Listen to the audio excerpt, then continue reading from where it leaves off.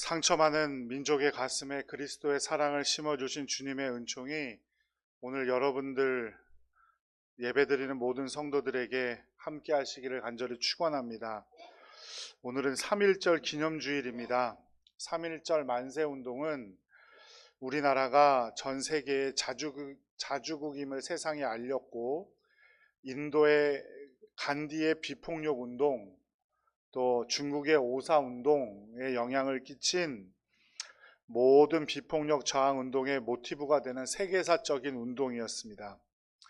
당시 백성의 숫자가 2천만 명 정도였는데 이 3.1 운동에 참여한 사람들이 적게는 200만 명, 많게는 1000만 명, 또 그때 목숨을 잃으신 분들이 5만 명, 많게는 20만 명까지도 보내시는 분들도 있습니다. 여기에 참여한 지도자들 대표적인 인물이 바로 남강 이승훈 선생이라는 분이죠. 3.1운동 민족대표 33인 중에 한 명이었고, 이후 동아일보사 사장, 또 물산 장려운동을 추진하는 데 공을 세웠고, 또 기독교 정신을 가지고 금주 단연운동을 펼치셔서 기독교의 정신을 알리고자 하셨고, 평양에 오산학교를 세워서 기독교 정신에 입각한 지도자들을 양성하고자 하셨던 분입니다. 물론 이분 한 분의 영향으로 3.1운동이 시작된 것은 아니겠지만, 그럼에도 불구하고 3.1운동에 가장 큰 영향을 끼치신 분 중에 한 분인 것은 분명합니다. 그리고 우리가 알고 있는 유관순 열사 역시 기독교인이자 감리교인이었고, 백범 김구 선생 역시 감리교인인 어머니의 영향이 가장 컸다고 밝히고 있을 정도로 기독교의 영향을 받으신 분입니다. 현재 우리 대전에 있는 호수돈 여고, 원래 개성에서 기독교 정신, 특별히 감리교 정신으로 세워진 여학교지요. 우리 교회에도 몇 분 아마 호수돈 여고 나오신 분들이 계실 거예요. 그리고 인천에 있는 송도고등학교, 원래 개성에 있던 학교입니다. 그런데 인천으로 피난을 왔죠. 여기서도 많은 인물들이 배출이 되었는데, 그 중에 가장 대표적인 인물이 여러분이 보시고 있는 조병훈 목사입니다. 제가 송도고등학교 나왔어요. 그래서 일주일에 한 번 꼭 예배를 드리고, 그 학생들 신앙 모임이 아주 활발했고, 항상 우시며 찬양을 부르시던 그 교목 선생님이 아직도 생각이 납니다. 이런 학교들, 또 많은 학교들이 있죠. 일제시대에 생겨난, 기독교 정신으로 생겨난 학교들. 이처럼 기독교의 바탕이 하나도 없는 우리 대한민국에 주님의 복음이 들어왔고, 그 정신으로 그 놀라운 3.1 운동이 이루어진 것입니다. 그만큼 하나님께서 이 나라를 사랑해 주시고 지금까지도 아끼고 보호해 주시는 줄로 믿습니다. 그러니 앞으로도 나라와 민족을 위해 기도를 쉬지 않는 동산교회 성도들 되시기를 간절히 기도드립니다. 오늘 본문은 마태복음 11장입니다. 마태복음 10장까지는 예수님의 말씀과 활동, 많은 기적과 축복들이 담겨져 있다가 11장에서부터는 예수님에 대한 비판과 의심, 그리고 반대의 모습들이 보여지기 시작합니다. 그런데 놀라운 것은 마태복음 11장을 시작하면서 첫 번째 의심을 품었던 인물이 바로 세례 요한이라는 사실입니다. 마태복음 11장 2절과 3절 말씀을 함께 읽어보겠습니다. 요한이 옥에서 그리스도께서 하신 일을 듣고 제자들을 보내어 예수께 여짜오되 오실 그이가 당신이오니이까 우리가 다른 이를 기다리오리이까. 아멘. 예수님에 대한 맨 처음 의심을 던진 사람이 놀랍게도 세례 요한이었습니다. 굉장히 충격적인 일인 겁니다. 바리새인이나 서기관들이 그랬다면 이해해 줄 만한데, 누구보다 예수님을 기다렸고 예수님을 위해 고난을 받았고 예수님의 신발끈도 만질 수 없다고 고백했던 세례 요한에게서 의심의 발언이 처음 시작되었습니다. 당신이 메시아가 맞습니까? 아니면 우리가 다른 메시아를 기다려야 합니까? 이런 질문이 다른 사람도 아닌 세례 요한에게서 나왔다는 거예요. 세례 요한은 예수님께서 이미 언급하신 대로 여자가 낳은 자 중에 가장 큰 자라고 하셨고, 광야에 외치는 소리였고, 주의 길을 예비하기를 외치기를 서슴지 않으셨죠. 종교 지도자와 정치 지도자들에게 독사의 자식들아 라고 호통을 치면서 회개를 촉구했던 분입니다. 진리를 위해서 험한 옷을 입고 험한 것을 먹었던 사람이에요. 그리고 예수님께서 걸어가시는 모습을 보고 보라, 세상 죄를 지고 가는 하나님의 어린 양이로다 라고 고백했고, 자신을 따르던 제자들에게 너희들이 진정으로 따라야 할 인물은 내가 아니라 세례 요한이라고 말할 정도로, 예수님이라고 말할 정도로 세례 요한은 믿음이 강했던 사람입니다. 그런데 왜 세례 요한은 제자들을 시켜서 당신이 메시아가 맞습니까? 이 완전히 근본적인 문제에 대한 의심을 던졌을까요? 예수님의 길을 예비했고, 예수님께 세례를 줄 때 하늘이 열리고 성령님이 비둘기처럼 내리는 것을 보았고, 거기에서 이는 내 사랑하는 아들이라는 하늘의 음성을 들었던 세례 요한이 왜 이런 의심을 갖게 되었을까요? 그리고 이런 세례 요한도 그럴진데 평범한 신앙인인 우리는 의심이 드는 것은 당연하지 않겠습니까? 예수님을 잘 믿다가도 어느 순간에 신앙의 침체에 빠지고 신앙의 수렁에 빠질 때가 분명히 있습니다. 겉으로는 예수님을 잘 믿는 것 같지만 속으로는 내가 믿는 것이 사실인가? 과연 옳은 것인가? 하는 의심을 한두 번씩 할 수 있다는 거예요. 영원히 의심 없이 잘 믿는 사람은 이 땅에 아무도 없습니다. 목사든 장로든 성령을 체험했든 아니든 우리는 인간적인 의심을 한두 번씩 할 수 있다는 거죠. 목사도 이런 의심에 빠질 때가 있습니다. 하나님의 종이고 거룩한 하나님의 메시지를 전하도록 부르심을 받은 목사도 인간의 연약함을 그대로 가지고 있어서 마음속에 의심을 품게 될 때가 있습니다. 그러면 목사만 그렇습니까? 아니에요. 모든 사람이 다 똑같습니다. 전에 어떤 영양제 음료 중에 딸이 엄마에게 말합니다. 엄마, 학교가 너무 가기 싫어요. 학교가 너무 가기 싫어요. 학교가 너무 가기 싫어요. 그랬더니 엄마가 뭐라 그러는지 아세요? 안 된다, 딸아. 네가 선생님인데 안 가면 어떡하니?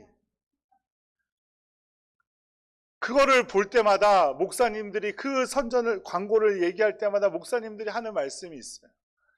야, 저기 선생님에다가 목사님만 딱 도로 넣으면은 똑같다. 그런 말을 한다는 거예요. 목사도 그렇게 연약하고 힘들 때가 있고 의심을 품을 때가 있다는 거예요. 또 모든 사람이 신앙이 좋아 보이는 사람도 의심의 바다에서 허우적거릴 때가 있고 다른 사람들을 시험에 빠뜨릴 때도 있어요. 모두가 다 똑같죠. 이런 신앙의 의심은 어디에서부터 시작했습니까? 창세기 3장 선악과의 열매를 먹느냐, 선악을 알게 하는 나무의 열매를 먹느냐 먹지 않느냐에서부터 시작을 했습니다. 뱀이 여자에게 묻습니다. 참으로 선과 악을 알게 하는 나무의 열매를 먹지 말라 하시더냐? 하나님을 부인하게 하는 질문이 아니라 하나님의 말씀을 한 번 더 생각하게 하고 의심하게 하는 질문을 던지는 것. 이것이 바로 문제예요. 하나님이 없다고 처음부터 하나님이 없다고 말해가 아니라 의심의 씨앗 하나하나를 심는 겁니다. 우리가 육체적으로 약해 있을 때, 기도하고 있지 않을 때, 어떤 인간적인 문제로 번민하고 있을 때 사탄 마귀는 하나님을 부인하게 하는 것이 아니라 우리 마음에 의심의 씨앗 하나를 살짝 심어놓고 가는 겁니다. 정말 그럴까? 눈에 보이지도 않는 의심의 씨앗을 던져놓는 거죠. 그런데 그것이 내 마음에 박히면 어떻게 됩니까? 놀랍게도 눈에 보이지 않던 의심의 씨앗이 자라 넝쿨을 이루고 숲을 이루게 되는 겁니다. 자신이 과거에 가졌던 성령 체험, 은혜 받은 말씀, 그 불같은 믿음은 하루아침에 사라져버리고 부정적인 생각과 파괴적인 생각, 의심하는 생각에 빠져버리게 되는 겁니다. 이러한 사탄의 공격에 하와는 간단하게 넘어져 버리고 말았습니다. 선악을 알게 하는 나무의 열매를 먹으면 반드시 죽는다고 말씀하셨는데 죽을까 하노라 라고 대답했어요. 죽을지도 모르지, 죽을 수도 있을걸? 이렇게 대답을 했던 거예요. 의심이 여기에서부터 시작하는 거예요. 사탄은 처음부터 전면적으로 하나님을 부인하거나 부정하게끔 하지 않아요. 작은 균열을 일으키는 거예요. 어떤 사람이 지금 우리 예배 드리는데 들어와가지고 예배 드리는 거 틀렸어요. 여기다가 불상을 하나 딱 갖다 놓으니 이게 진짜 하나님이니까 여기에 절하세요. 아, 그런가 보다. 그러면 거기다 덥석 절할 사람이 있겠습니까?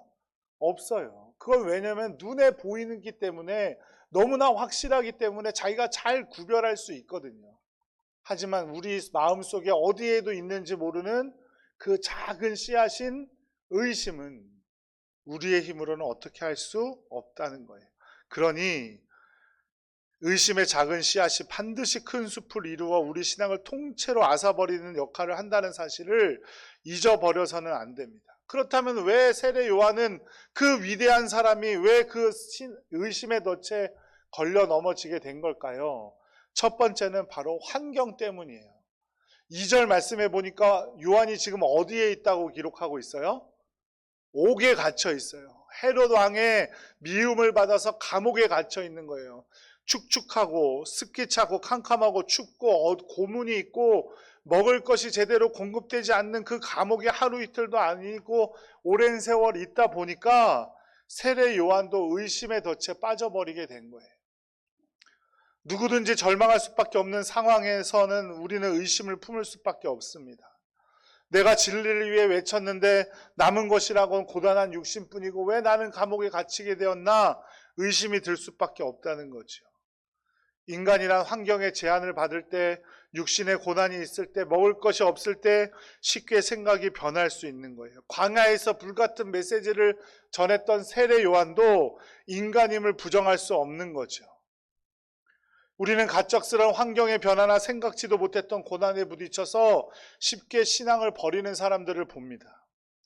잘 될 때는 주님을 찾다가 어려움에 처하면 주님을 버리고 떠나가는 사람들도 많이 있습니다. 물론 반대 상황도 마찬가지죠. 둘째, 세례 요한이 의심을 품게 된 이유는 예수님을 간접적으로 경험했기 때문이에요.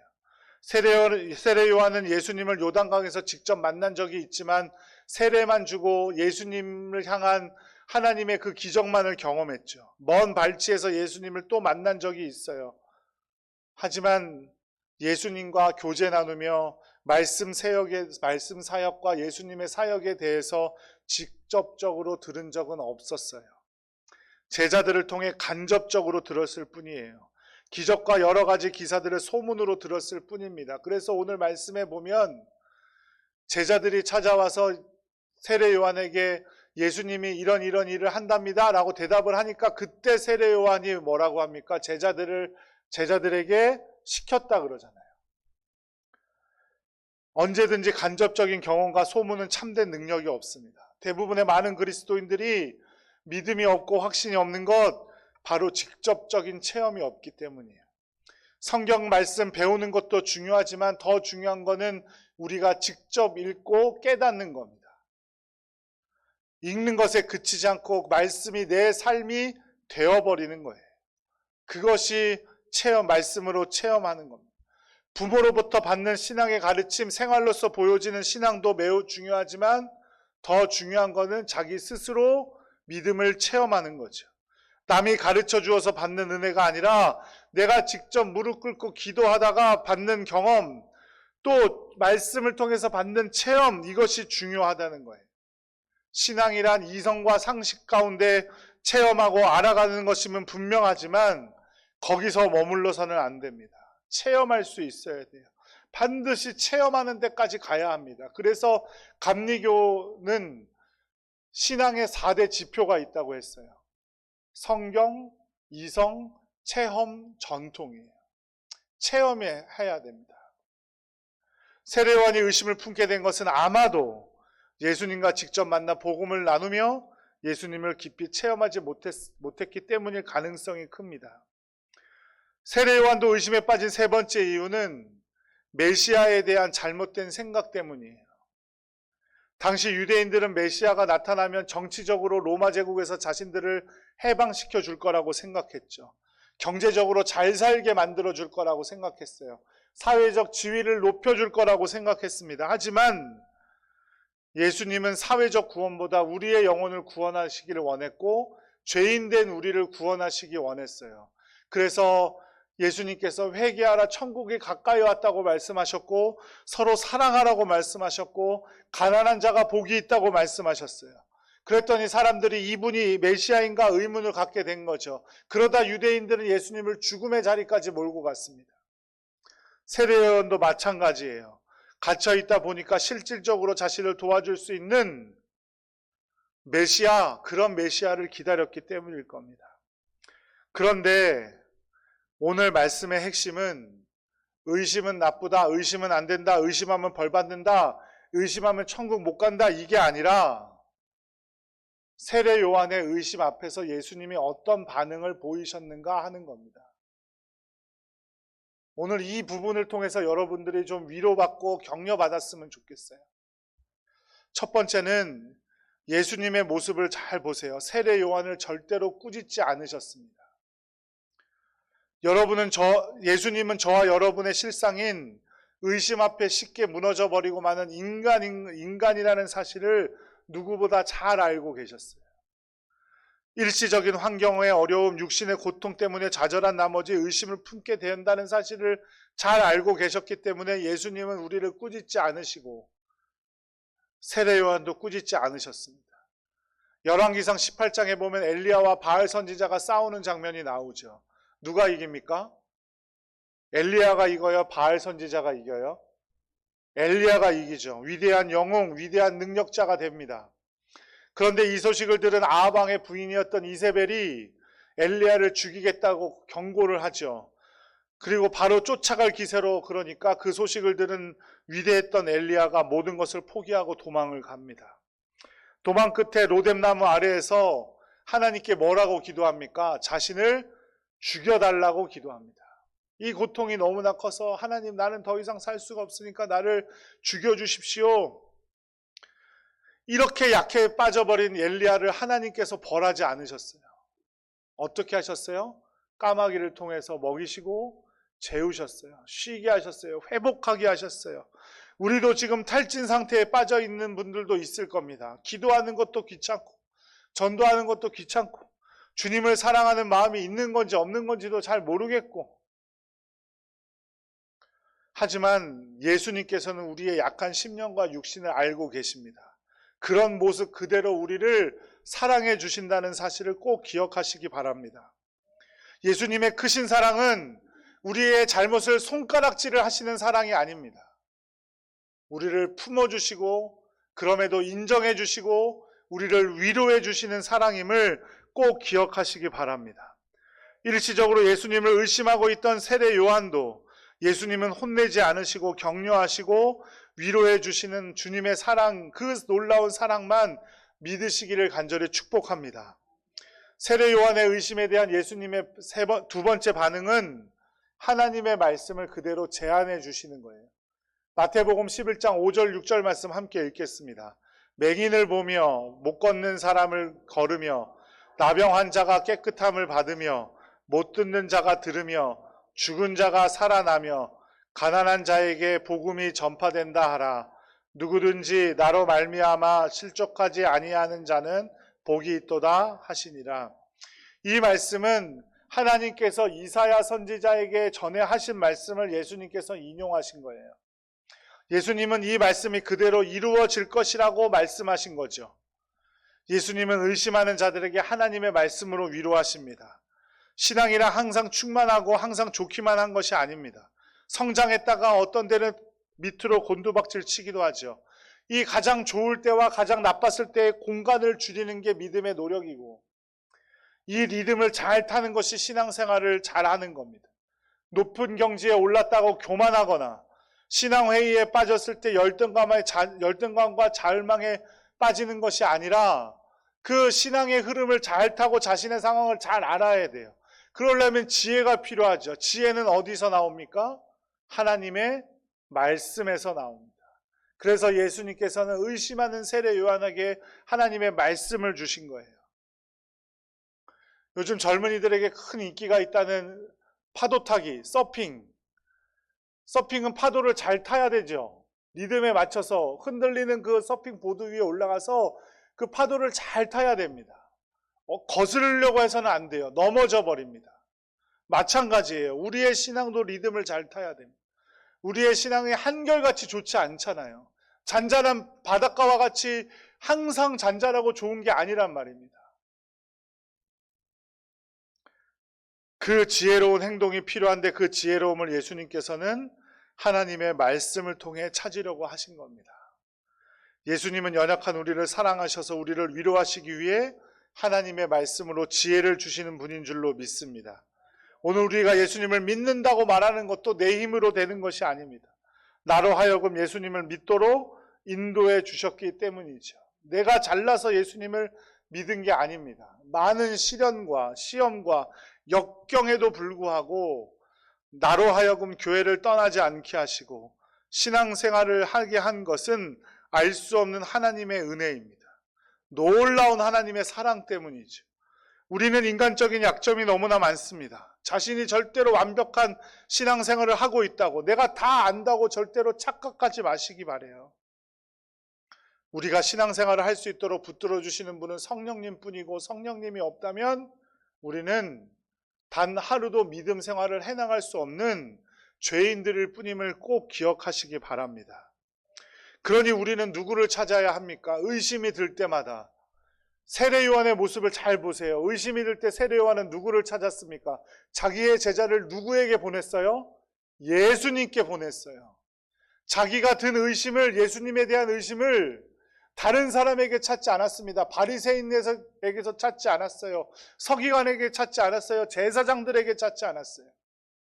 예수님에 대한 의심이 들 때 누구에게 보냈어요? 제자들을 예수님께 보냈어요. 호랑이를 잡으려면 어디에 들어가야 돼요? 호랑이 굴에 들어가야 돼요. 그러니 믿음에 의심이 생긴다면 주님께 나와야 합니다. 주님께 나오는 여러분들 되시기를 간절히 바랍니다. 그럴 때 분명히 우리 주님께서는 사랑으로 우리를 안아주시고 우리에게 지혜가 되고 도움이 될 만한 분명의 말씀을 떠올리게 하실 줄로 믿습니다. 사랑하는 여러분, 인간에게는 누구나 의심과 회의가 있습니다. 아무리 위대한 성자라도 의심의 통로를 통과하지 않는 사람은 아무도 없을 겁니다. 과거 한 번 의심을 겪었다고 해도 다시 그 의심은 찾아옵니다. 그러니 너무 좌절하지 마시기 바라요. 마음 놓고 의심해라, 의심해도 괜찮다, 그런 말씀이 아니에요. 의심이 몰려와서 나를 괴롭히는 현실을 회피하지 말라는 말씀이에요. 낙심하지 마세요. 누구를 찾으면 됩니까? 예수님 찾으시면 됩니다. 그러면 예수님께서 그 크신 사랑으로 우리를 위로하여 주시고 우리를 격려해 주시고 우리에게 큰 지혜로 우리를 이끌어 주실 줄로 믿습니다. 그 사랑을 믿음으로 주님을 직접 만나고 하나님의 말씀에 순종하기를 애쓰는 여러분들 되시기를 간절히 축복합니다. 많은 의심 가운데 주님을 찾고 주님 앞으로 나오시기를 간절히 바랍니다. 그럴 때 예수님은 우리가 의심한다고 절대 내치지 않으시고 예수님은 예수님 때문에 실족하지 않는 자에게 복이 있도다 말씀하신 것처럼 우리의 신앙이 천국을 향하고 예수님을 향할 수 있도록 우리를 인도하여 주실 줄로 믿습니다. 그 놀라운 사랑을 믿고 끝까지 주님을 섬기는 복된 성도님들 되시기를 간절히 축복합니다. 기도하겠습니다.